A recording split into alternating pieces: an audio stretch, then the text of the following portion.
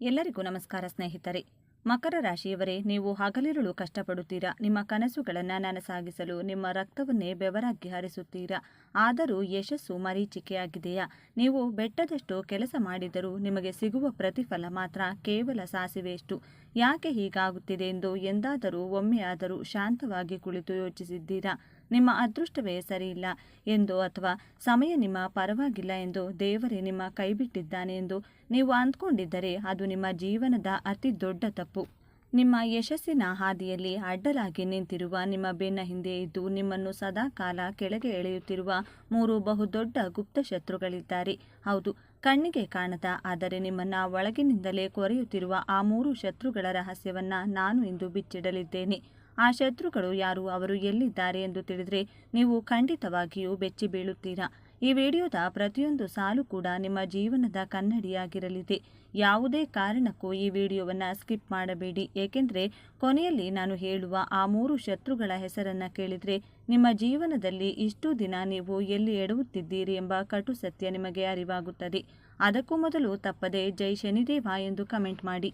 ಮಕರ ರಾಶಿ ಎಂದರೆ ಕರ್ಮದ ಸಂಕೇತ. ನಿಮ್ಮ ರಾಶಿಯಾಧಿಪತಿ ಸಾಕ್ಷಾತ್ ಶನಿದೇವ. ನ್ಯಾಯ, ನಿಷ್ಠೆ, ಪ್ರಾಮಾಣಿಕತೆ ಮತ್ತು ಕಠಿಣ ಪರಿಶ್ರಮಕ್ಕೆ ಮತ್ತೊಂದು ಹೆಸರೇ ಮಕರ ರಾಶಿ. ನೀವು ಹುಟ್ಟಿನಿಂದಲೇ ಹೋರಾಟಗಾರರು. ನಿಮಗೆ ಯಾರು ಬೆಳ್ಳಿಯ ಚಮಚದಲ್ಲಿ ಯಾವುದನ್ನು ಇಟ್ಟುಕೊಟ್ಟಿರುವುದಿಲ್ಲ. ಪ್ರತಿಯೊಂದನ್ನು ನೀವು ನಿಮ್ಮ ಸ್ವಂತ ಬಲದಿಂದ ಕಷ್ಟಪಟ್ಟು ಸಂಪಾದಿಸಬೇಕು. ನೀವು ಒಂದು ಹೆಜ್ಜೆ ಮುಂದಿಟ್ಟರೆ ನಿಮ್ಮನ್ನು 4 ಹೆಜ್ಜೆ ಹಿಂದಕ್ಕೆ ಎಳೆಯುವವರೇ ನಿಮ್ಮ ಸುತ್ತಮುತ್ತ ತುಂಬಿರುತ್ತಾರೆ. ನೀವು ಬೇರೆಯವರಿಗಾಗಿ ನಿಮ್ಮ ಜೀವನವನ್ನೇ ಮುಡಿಪಾಗಿಡುತ್ತೀರಿ. ನಿಮ್ಮ ಸ್ವಂತ ಆಸೆಗಳನ್ನು ಬದಿಗೊತ್ತಿ ಕುಟುಂಬಕ್ಕಾಗಿ, ಸ್ನೇಹಿತರಿಗಾಗಿ ತ್ಯಾಗ ಮಾಡುತ್ತೀರಿ. ಆದರೆ ನಿಮಗೆ ಕಷ್ಟ ಬಂದಾಗ ನಿಮ್ಮ ಜೊತೆ ನಿಲ್ಲಲು ಒಬ್ಬನೇ ಒಬ್ಬ ವ್ಯಕ್ತಿ ಕೂಡ ಇರುವುದಿಲ್ಲ. ಈ ಒಂಟಿತನ, ಈ ನೋವು, ಈ ಹತಾಶೆ ನಿಮ್ಮನ್ನು ಪ್ರತಿದಿನ ಕಾಡುತ್ತಿದೆ. ಆದರೂ ನೀವು ಯಾರಿಗೂ ಏನನ್ನೂ ಹೇಳಿಕೊಳ್ಳದೆ ಮುಖದಲ್ಲಿ ಒಂದು ನಕಲಿ ನಗು ಇಟ್ಟುಕೊಂಡು ಬದುಕುತ್ತಿದ್ದೀರಿ. ಆದರೆ ನಿಮ್ಮ ಈ ಕಷ್ಟಗಳಿಗೆಲ್ಲ ಕಾರಣ ಆ 3 ಗುಪ್ತ ಶತ್ರುಗಳು ಎಂಬುದು ನಿಮಗೆ ತಿಳಿದಿದೆ. ನೀವು ಯೋಚಿಸುತ್ತಿರಬಹುದು, ಆ ಶತ್ರುಗಳು ನಿಮ್ಮ ಆಫೀಸ್ನಲ್ಲಿರುವ ನಿಮ್ಮ ಮೇಲಾಧಿಕಾರಿಯೋ ಅಥವಾ ನಿಮ್ಮ ಏಳಿಗೆಯನ್ನು ಕಂಡು ಹೊಟ್ಟೆ ಕಿಚ್ಚು ಪಡುವ ನೆರೆಹೊರೆಯವರು ಅಥವಾ ನಿಮಗೆ ಮೋಸ ಮಾಡಿದ ನಿಮ್ಮ ಹಳೆಯ ಸ್ನೇಹಿತನೋ ಎಂದು. ಇಲ್ಲ, ಖಂಡಿತ ಇಲ್ಲ. ಹೊರಗಿನ ಶತ್ರುಗಳನ್ನು ನಾವು ಸುಲಭವಾಗಿ ಗುರುತಿಸಬಹುದು ಮತ್ತು ಅವರನ್ನು ಎದುರಿಸಬಹುದು. ಕಣ್ಣಿಗೆ ಕಾಣುವ ಶತ್ರುಗಳ ವಿರುದ್ಧ ರಕ್ಷಣೆ ಪಡೆಯುವುದು ಬಹಳ ಸುಲಭ. ಆದರೆ ಕಣ್ಣಿಗೆ ಕಾಣದ ನಮ್ಮ ಜೊತೆಯಲ್ಲೇ ಇದ್ದು ನಮ್ಮನ್ನೇ ಆಳುತ್ತಿರುವ ಶತ್ರುಗಳನ್ನು ಗುರುತಿಸುವುದು ಹೇಗೆ? ನಿಮ್ಮ ಉದ್ಯೋಗದಲ್ಲಿ ನೀವು ಎಷ್ಟೇ ಪ್ರಾಮಾಣಿಕವಾಗಿ ಕೆಲಸ ಮಾಡಿದರೂ ನಿಮಗೆ ಸಿಗಬೇಕಾದ ಪ್ರಮೋಷನ್ ಬೇರೆಯವರ ಪಾಲಾಗುತ್ತದೆ. ವ್ಯಾಪಾರದಲ್ಲಿ ನೀವು ಹಗಲಿರುಳು ದುಡಿದರೂ ಕೊನೆಗೆ ಲೆಕ್ಕ ಹಾಕಿದಾಗ ಬರೀ ನಷ್ಟವೇ ಕಾಣುತ್ತದೆ. ಪ್ರೀತಿ ಮತ್ತು ಸಂಬಂಧಗಳ ವಿಷಯಕ್ಕೆ ಬಂದರೆ ನೀವು ಯಾರನ್ನ ಪ್ರಾಣಕ್ಕಿಂತ ಹೆಚ್ಚಾಗಿ ನಂಬುತ್ತೀರೋ ಅವರೇ ನಿಮ್ಮ ಬೆನ್ನಿಗೆ ಚೂರಿ ಹಾಕುತ್ತಾರೆ. ಇವೆಲ್ಲವೂ ಕೇವಲ ಕಾಕತಾಳೀಯವಲ್ಲ. ಮಕರ ರಾಶಿಯವರೇ, ಇವೆಲ್ಲದರ ಹಿಂದೆ ಒಂದು ಅದೃಶ್ಯ ಶಕ್ತಿಯ ಕೈವಾಡವಿದೆ. ಅದೇ ಆ 3 ಗುಪ್ತ ಶತ್ರುಗಳ ಕರಾಳ ನೆರಳು. ಒಮ್ಮೆ ನಿಮ್ಮ ಹಿಂದಿನ ಜೀವನವನ್ನು ತಿರುಗಿ ನೋಡಿ. ನೀವು ಎಷ್ಟೋ ಬಾರಿ ಯಶಸ್ಸಿನ ತುತ್ತ ತುದಿಗೆ ಬಂದು ಕೇವಲ ಒಂದು ಕೂದಲೆಳೆಯ ಅಂತರದಲ್ಲಿ ಎಲ್ಲವನ್ನೂ ಕಳೆದುಕೊಂಡಿದ್ದೀರಿ. ಇನ್ನು ಸ್ವಲ್ಪವೇ ನಾಳೆ ನನ್ನ ಅದೃಷ್ಟ ಬದಲಾಗುತ್ತದೆ ಎಂದು ನೀವು ಸಂಭ್ರಮಿಸುತ್ತಿರುವಾಗಲೇ ಯಾವುದೋ ಒಂದು ಕಾಣದ ಕೈ ಬಂದು ನಿಮ್ಮನ್ನ ಪಾತಾಳಕ್ಕೆ ತಳ್ಳಿದೆ. ಇದಕ್ಕೆ ಕಾರಣ ನಿಮ್ಮ ಗ್ರಹಚಾರವಲ್ಲ, ಬದಲಾಗಿ ನೀವು ಪೋಷಿಸುತ್ತಿರುವ ಆ 3 ಶತ್ರುಗಳು. ಒಂದು ಹಡಗು ಎಷ್ಟೇ ದೊಡ್ಡದಾಗಿದ್ದರೂ, ಎಷ್ಟೇ ಬಲಿಷ್ಠವಾಗಿದ್ದರೂ ಅದರ ತಳದಲ್ಲಿರುವ ಒಂದು ಸಣ್ಣ ರಂಧ್ರ ಆ ಇಡೀ ಹಡಗನ್ನೇ ಮುಳುಗಿಸಬಲ್ಲದು. ಹಾಗೆಯೇ ನಿಮ್ಮ ಪ್ರತಿಭೆ, ನಿಮ್ಮ ಶ್ರಮ, ನಿಮ್ಮ ಜ್ಞಾನ ಎಷ್ಟೇ ದೊಡ್ಡದಾಗಿದ್ದರೂ ನಿಮ್ಮಲ್ಲಿರುವ ಆ 3 ಗುಪ್ತ ಶತ್ರುಗಳು ನಿಮ್ಮ ಜೀವನದ ಹಡಗನ್ನ ಮುಳುಗಿಸುತ್ತಿವೆ. ಆ ಶತ್ರುಗಳು ನಿಮ್ಮ ಆಲೋಚನೆಗಳನ್ನು ನಿಯಂತ್ರಿಸುತ್ತಿವೆ, ನಿಮ್ಮ ನಿರ್ಧಾರಗಳನ್ನು ದಾರಿ ತಪ್ಪಿಸುತ್ತಿವೆ ಮತ್ತು ನಿಮ್ಮ ಶಕ್ತಿಯನ್ನ ಹೀರುತ್ತಿವೆ. ಈ ಶತ್ರುಗಳ ನಿಜವಾದ ಸ್ವರೂಪ ಅರ್ಥವಾಗಬೇಕಾದರೆ ನೀವು ಮೊದಲು ನಿಮ್ಮ ಮನಸ್ಸಿನ ಆಳವನ್ನು ಅರ್ಥ ಮಾಡಿಕೊಳ್ಳಬೇಕು. ಮಕರ ರಾಶಿಯವರು ಬಹಳ ಬುದ್ಧಿವಂತರು. ಆದರೆ ಅದೇ ಬುದ್ಧಿವಂತಿಕೆ ಕೆಲವೊಮ್ಮೆ ನಿಮಗೆ ಮುಳುವಾಗುತ್ತದೆ. ನೀವು ಪ್ರತಿಯೊಂದನ್ನು ಅಳೆಯುತ್ತೀರಾ, ತೂಗುತ್ತೀರಾ. ಈ ಜಾಗರೂಕತೆಯ ಹಿಂದೆ ಒಂದು ದೊಡ್ಡ ಭಯ ಅಡಗಿದೆ. ಆ ಭಯವೇ ನಿಮ್ಮ ಶತ್ರುಗಳಿಗೆ ಆಹಾರ.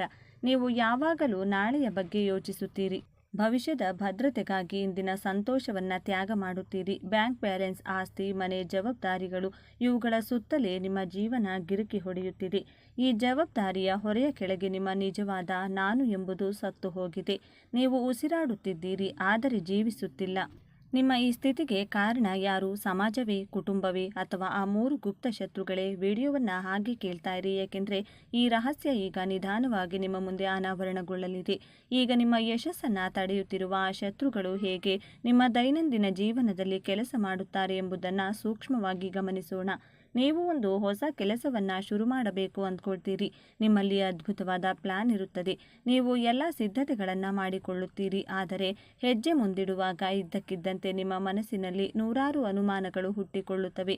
ಇದು ವರ್ಕ್ ಆಗುತ್ತದಾ? ಜನ ಏನಂದುಕೊಳ್ತಾರೆ? ಒಂದು ವೇಳೆ ನಾನು ಫೇಲ್ ಆದರೆ ನನ್ನ ಗತಿ ಏನು? ಈ ಪ್ರಶ್ನೆಗಳು ನಿಮ್ಮನ್ನು ಕಟ್ಟಿ ಹಾಕುತ್ತವೆ. ನೀವು ಅಲ್ಲಿಯೇ ನಿಂತು ಬಿಡುತ್ತೀರಿ. ಇನ್ನೊಬ್ಬ ವ್ಯಕ್ತಿ ನಿಮ್ಮಷ್ಟು ಬುದ್ಧಿವಂತನಲ್ಲದಿದ್ದರೂ ಧೈರ್ಯ ಮಾಡಿ ಮುಂದೆ ಹೋಗಿ ಯಶಸ್ಸು ಕಾಣುತ್ತಾನೆ. ನೀವು ಮಾತ್ರ ನಾನು ಮಾಡಬೇಕಾಗಿತ್ತು ಎಂದು ಪಶ್ಚಾತ್ತಾಪ ಪಡುತ್ತೀರಿ. ಇದು ಆ ಶತ್ರುಗಳ ಮೊದಲ ದಾಳಿ. ನಿಮ್ಮ ಆತ್ಮವಿಶ್ವಾಸವನ್ನು ಬುಡಮೇಲು ಮಾಡುವುದೇ ಅವರ ಮುಖ್ಯ ಗುರಿ. ಇನ್ನು ಸಂಬಂಧಗಳ ವಿಚಾರಕ್ಕೆ ಬಂದರೆ, ಮಕರ ರಾಶಿಯವರಷ್ಟು ನಿಷ್ಠಾವಂತರು ಈ ಪ್ರಪಂಚದಲ್ಲಿ ಬೇರೆ ಯಾರೂ ಇಲ್ಲ. ನೀವು ಯಾರನ್ನಾದರೂ ಒಮ್ಮೆ ಹಚ್ಚಿಕೊಂಡ್ರೆ ಅವರಿಗಾಗಿ ಪ್ರಾಣ ಕೊಡಲು ಸಿದ್ಧರಿರುತ್ತೀರಿ. ಆದರೆ ಆ ಗುಪ್ತ ಶತ್ರುಗಳು ನಿಮ್ಮ ಈ ಒಳ್ಳೆಯ ಗುಣವನ್ನೇ ನಿಮ್ಮ ದೌರ್ಬಲ್ಯವನ್ನಾಗಿ ಪರಿವರ್ತಿಸುತ್ತಾರೆ. ನೀವು ತಪ್ಪು ಜನರನ್ನು, ನಿಮ್ಮನ್ನು ಬಳಸಿಕೊಳ್ಳುವ ಜನರನ್ನು, ನಿಮ್ಮ ಶಕ್ತಿಯನ್ನು ಹೀರುವ ಜನರನ್ನು ಗುರುತಿಸಲು ವಿಫಲರಾಗುತ್ತೀರಿ.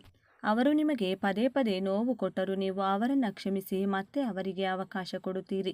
ಅವರು ಬದಲಾಗುತ್ತಾರೆ ಎಂಬ ಕುರುಡು ನಂಬಿಕೆಯಲ್ಲಿ ನಿಮ್ಮ ಸ್ವಾಭಿಮಾನವನ್ನೇ ಬಲಿ ಕೊಡುತ್ತೀರಿ.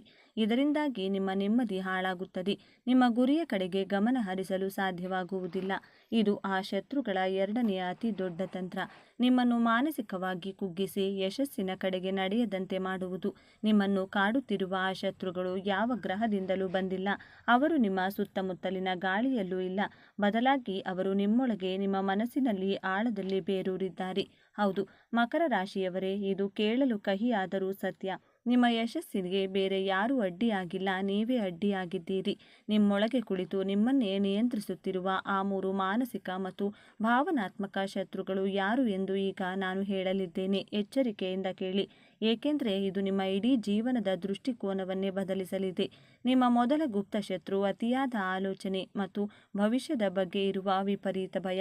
ಹೌದು, ಓವರ್ ಥಿಂಕಿಂಗ್. ಮಕರ ರಾಶಿಯವರೇ, ನೀವು ಪ್ರತಿಯೊಂದು ಸಣ್ಣ ವಿಚಾರವನ್ನು ಭೂತ ಕನ್ನಡಿಯಿಂದ ನೋಡುತ್ತೀರಿ. ಒಂದು ಹೆಜ್ಜೆ ಇಡುವ ಮುನ್ನ 100 ಬಾರಿ ಯೋಚಿಸುತ್ತೀರಿ. ಪರ್ಫೆಕ್ಷನ್ ಅಥವಾ ಪರಿಪೂರ್ಣತೆಯ ಹುಚ್ಚಿನಲ್ಲಿ ನೀವು ಸರಿಯಾದ ಸಮಯವನ್ನು ಕಳೆದುಕೊಳ್ಳುತ್ತೀರಿ. ಎಲ್ಲವೂ ಸರಿ ಇದ್ದಾಗ ಮಾತ್ರ ನಾನು ಶುರು ಮಾಡುತ್ತೇನೆ ಎಂಬ ನಿಮ್ಮ ಈ ಹಠವೇ ನಿಮ್ಮ ಮೊದಲ ಶತ್ರು. ಜಗತ್ತಿನಲ್ಲಿ ಯಾವುದೂ ಪರಿಪೂರ್ಣವಲ್ಲ. ನೀವು ಸೋಲುವ ಭಯದಿಂದ ಪ್ರಯತ್ನವನ್ನೇ ಮಾಡದಿರುವುದು ನಿಮ್ಮ ಅತಿ ದೊಡ್ಡ ಸೋಲು. ನಿಮ್ಮ ಈ ಅತಿಯಾದ ಆಲೋಚನೆಯೇ ನಿಮ್ಮ ಶಕ್ತಿಯನ್ನು ಹೀರಿ ನಿಮ್ಮನ್ನು ನಿಷ್ಕ್ರಿಯರನ್ನಾಗಿ ಮಾಡುತ್ತಿದೆ. ನಿಮ್ಮ ಎರಡನೇ ಗುಪ್ತ ಶತ್ರು ಹಳೆಯದನ್ನು ಬಿಡದಿರುವ ಮೊಂಡುತನ ಮತ್ತು ವಿಷಪೂರಿತ ಸಂಬಂಧಗಳಿಗೆ ಅಂಟಿಕೊಂಡಿರುವುದು. ಮಕರ ರಾಶಿಯವರು ಬದಲಾವಣೆಯನ್ನು ಬೇಗ ಒಪ್ಪಿಕೊಳ್ಳುವುದಿಲ್ಲ. ನಿಮಗೆ ನೋವು ಕೊಡುತ್ತಿರುವ, ನಿಮ್ಮ ಏಳಿಗೆಯನ್ನು ಸಹಿಸದ, ನಿಮ್ಮನ್ನು ಕೇವಲ ಉಪಯೋಗಿಸಿಕೊಳ್ಳುತ್ತಿರುವ ಜನರನ್ನು ನಿಮ್ಮ ಜೀವನದಿಂದ ಕಿತ್ತು ಹಾಕಲು ನೀವು ಹಿಂದೇಟು ಹಾಕುತ್ತೀರಿ. ಅವರಿಲ್ಲದೆ ನಾನು ಹೇಗಿರಲಿ, ಹಳೆಯ ಸಂಬಂಧ ಅಲ್ವಾ ಎಂಬ ನಿಮ್ಮ ಈ ಭಾವನಾತ್ಮಕ ದೌರ್ಬಲ್ಯವೇ ನಿಮ್ಮ ಎರಡನೇ ಶತ್ರು. ಹಳೆಯ ಕಸವನ್ನು ಮನೆಯಲ್ಲಿಯೇ ಇಟ್ಟುಕೊಂಡ್ರೆ ಅದು ಕೊಳೆಯುತ್ತದೆ ವಿನ ಸುಗಂಧ ಬೀರುವುದಿಲ್ಲ.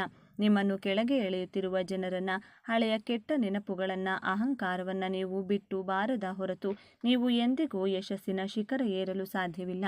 ನಿಮ್ಮ ಮೂರನೇ ಮತ್ತು ಅತ್ಯಂತ ಅಪಾಯಕಾರಿ ಗುಪ್ತ ಶತ್ರು ಸ್ವಂತ ಸಾಮರ್ಥ್ಯದ ಬಗ್ಗೆ ಇರುವ ಕೀಳರಿಮೆ ಮತ್ತು ಸಹಾಯ ಕೇಳಲು ಇರುವ ಹಿಂಜರಿಕೆ.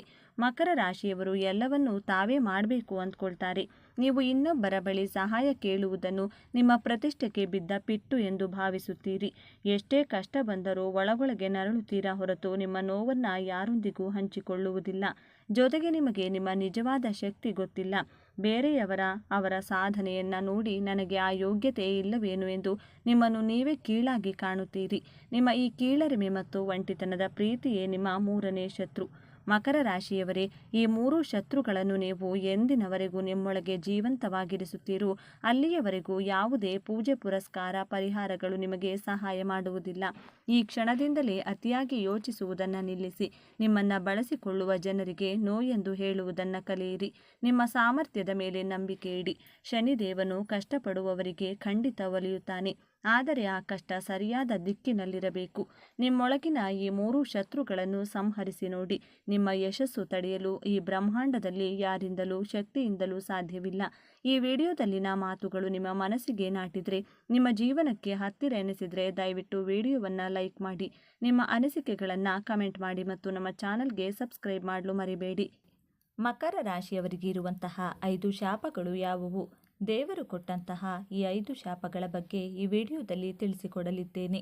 ಈ 5 ಶಾಪಗಳನ್ನು ದೇವರು ಕೊಟ್ಟಿದ್ದಾರೆ. ಆದರೆ ಈ ಶಾಪವನ್ನು ನೀವು ವರವಾಗಿ ಕನ್ವರ್ಟ್ ಮಾಡಿಕೊಳ್ಳಿ. ಈ ವಿಡಿಯೋ ನೋಡಿದ ನಂತರ ಮಕರ ರಾಶಿಯವರು ಬಹಳ ಗರ್ವದಿಂದ ಹೇಳ್ತೀರಾ, ನಾನು ತುಂಬ ಲಕ್ಕಿ, ಈ ರಾಶಿಯಲ್ಲಿ ಹುಟ್ಟಿದ್ದೇನೆ ಎಂದು ಪ್ರೌಡ್ ಫೀಲನ್ನು ಇಟ್ಕೊಳ್ತೀರಾ. ಯಾರೆಲ್ಲ ನನ್ನ ಚಾನಲನ್ನು ಇನ್ನೂ ಸಬ್ಸ್ಕ್ರೈಬ್ ಮಾಡಿಕೊಂಡಿಲ್ಲ, ಈಗಲೇ ಸಬ್ಸ್ಕ್ರೈಬ್ ಮಾಡಿಕೊಂಡು ನನಗೆ ಸಪೋರ್ಟ್ ಮಾಡುತ್ತಿರುವಂಥ ಪ್ರತಿಯೊಬ್ಬರಿಗೂ ನನ್ನ ಪ್ರೀತಿಯ ತುಂಬು ಹೃದಯದ ಧನ್ಯವಾದಗಳು. ಮಕರ ರಾಶಿ ರಾಶಿಚಕ್ರದಲ್ಲಿ 10ನೇ ರಾಶಿಯಾಗಿದೆ. ಈ ರಾಶಿಯವರು ಯಾವಾಗಲೂ ಬೇಜಾರು ಮಾಡಿಕೊಳ್ತಾನೆ ಇರ್ತಾರೆ.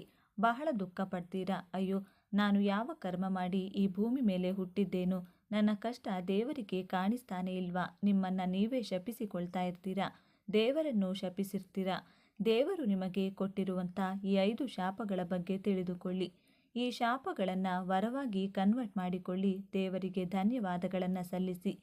ಮಕರ ರಾಶಿಯವರಿಗೆ ಇರುವಂಥ ಮೊದಲನೇ ಶಾಪ, ಅನ್ಯಾಯದ ದುಡ್ಡನ್ನು ದುಡಿಯೋ ಹಾಗಿಲ್ಲ. ಅಂದರೆ ಶಾರ್ಟ್ಕಟ್ಟಿಂದ ಹಣವನ್ನು ಸಂಪಾದನೆ ಮಾಡುವ ಹಾಗಿಲ್ಲ. ನ್ಯಾಯವಾದ ಮಾರ್ಗದಲ್ಲಿಯೇ ಪ್ರಾಮಾಣಿಕವಾಗಿ ಹಣವನ್ನು ದುಡಿಯಬೇಕು ಎನ್ನುವುದು ಮೊದಲನೆಯ ಶಾಪ. ನಿಮಗೆಲ್ಲ ಅನ್ನಿಸಬಹುದು, ಪ್ರಪಂಚದಲ್ಲಿ ಸುಳ್ಳು ಹೇಳಿ, ಮೋಸ ಮಾಡಿ, ವಂಚನೆಯನ್ನು ಮಾಡಿ ಹಣವನ್ನು ದುಡಿಯುವವರು ತುಂಬ ಚೆನ್ನಾಗಿಯೇ ಇದ್ದಾರೆ.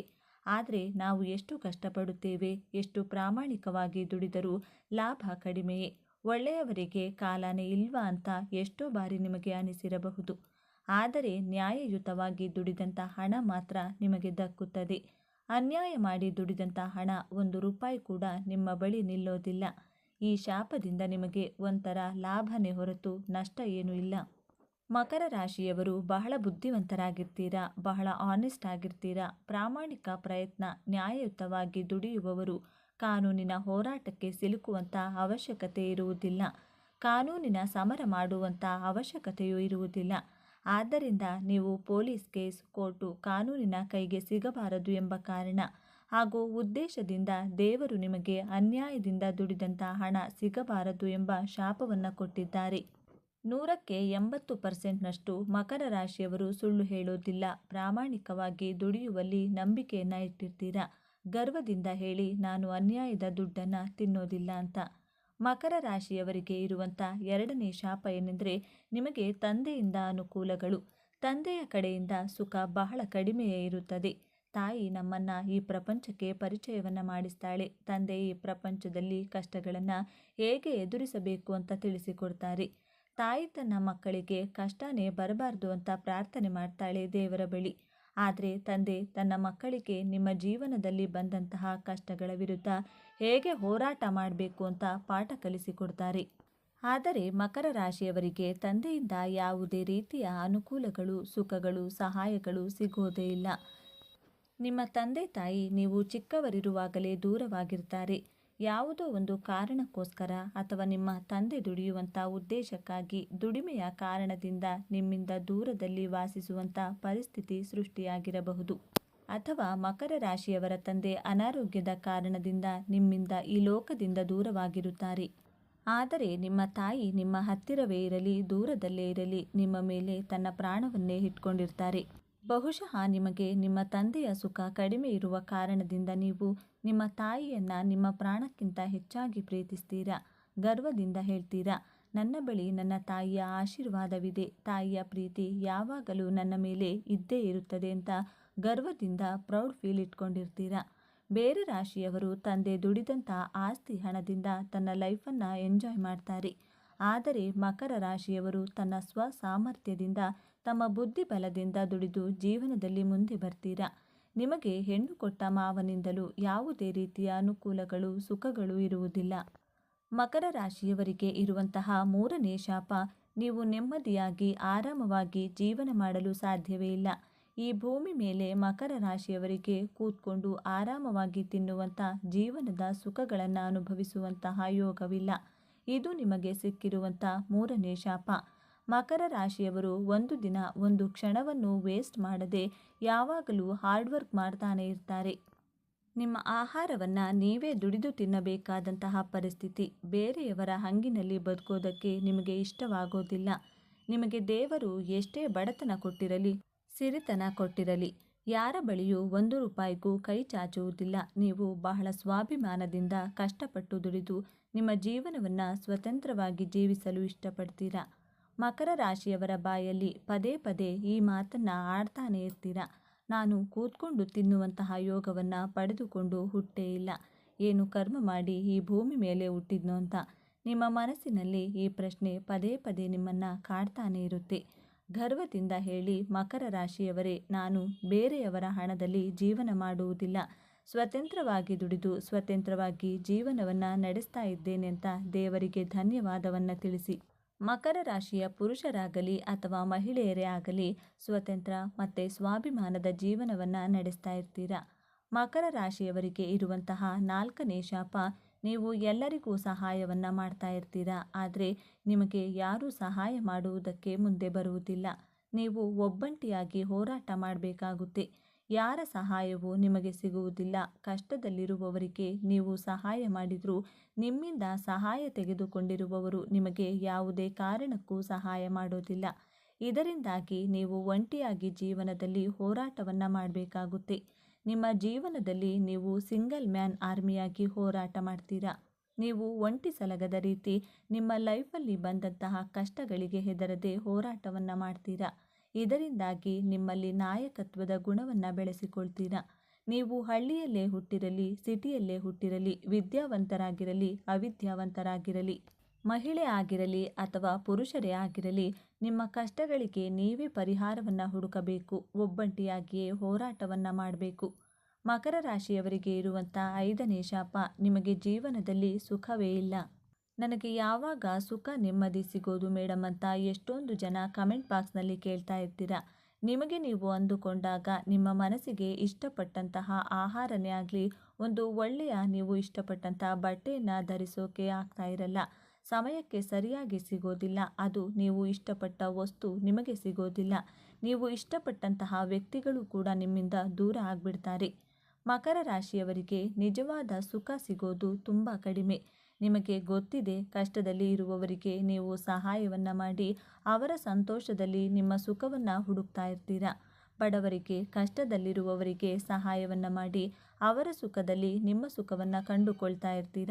ಇದು ನಿಮ್ಮ ಪಾಸಿಟಿವ್ ಗುಣ ಅಂತಾನೆ ಹೇಳ್ಬೋದು. ಈ 5 ಶಾಪಗಳನ್ನು ನೀವು ವರವಾಗಿ ಕನ್ವರ್ಟ್ ಮಾಡಿಕೊಳ್ಳಿ. ಗರ್ವದಿಂದ ಹೇಳಿ, ನಾನು ಯಾರಿಗೂ ಮೋಸ ಮಾಡಿ ಅಧರ್ಮದ ದುಡ್ಡನ್ನು, ಅನ್ಯಾಯದ ದುಡ್ಡನ್ನು ತಿನ್ನೋದಿಲ್ಲ. ನನ್ನ ಸ್ವಾಸ್ಥ್ಯ ಸಾಮರ್ಥ್ಯದಿಂದ, ನನ್ನ ತಾಯಿಯ ಆಶೀರ್ವಾದದಿಂದ ಕಷ್ಟಪಟ್ಟು ದುಡಿದು ಯಾರ ಹಂಗಿನಲ್ಲೂ ಇರದೆ ಸ್ವತಂತ್ರವಾಗಿ ಸತತ ಪ್ರಯತ್ನವನ್ನು ಮಾಡಿ ಕಷ್ಟಪಟ್ಟು ಬಹಳ ಗರ್ವದಿಂದ, ಸ್ವಾಭಿಮಾನದಿಂದ ಬಿಸಿಲು, ಮಳೆ, ಗಾಳಿ, ಚಳಿ ಯಾವುದಕ್ಕೂ ಹೆದರದೆ ಈ ಭೂಮಿ ಮೇಲೆ ಜೀವನವನ್ನು ನಡೆಸ್ತಾ ಇದ್ದೀನಿ ಅಂತ ಪ್ರೌಡ್ ಫೀಲ್ ಇಟ್ಕೊಳ್ಳಿ.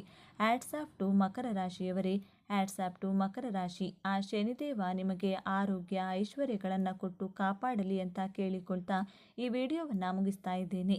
ಈ ವಿಚಾರಗಳು ನಿಮಗೆ ಇಷ್ಟ ಆಗಿದೆ ಅಂತ ಭಾವಿಸ್ತಾ ಇದ್ದೇನೆ. ಇಷ್ಟ ಆಗಿದ್ದರೆ ನಮ್ಮ ಚಾನಲನ್ನು ತಪ್ಪದೇ ಸಬ್ಸ್ಕ್ರೈಬ್ ಮಾಡಿಕೊಳ್ಳಿ. ಈ ವಿಡಿಯೋಗೆ ಒಂದು ಲೈಕ್ ಕೊಡೋದನ್ನು ಮರಿಬೇಡಿ. ಈ ವಿಡಿಯೋವನ್ನು ನಿಮ್ಮ ಫ್ರೆಂಡ್ಸ್ ಆ್ಯಂಡ್ ಫ್ಯಾಮಿಲಿ ಗ್ರೂಪಲ್ಲಿ ಹೆಚ್ಚು ಶೇರ್ ಮಾಡಿ. ನಿಮ್ಮ ಅಭಿಪ್ರಾಯಗಳನ್ನು ತಪ್ಪದೇ ಕಮೆಂಟ್ ಬಾಕ್ಸ್ನಲ್ಲಿ ತಿಳಿಸಿ. ಎಲ್ಲರೂ ಭಕ್ತಿಯಿಂದ ಓಂ ಶ್ರೀ ಶನೇಶ್ವರ ನಮಃ ಅಂತ ಕಮೆಂಟ್ ಮಾಡಿ. ಧನ್ಯವಾದಗಳು.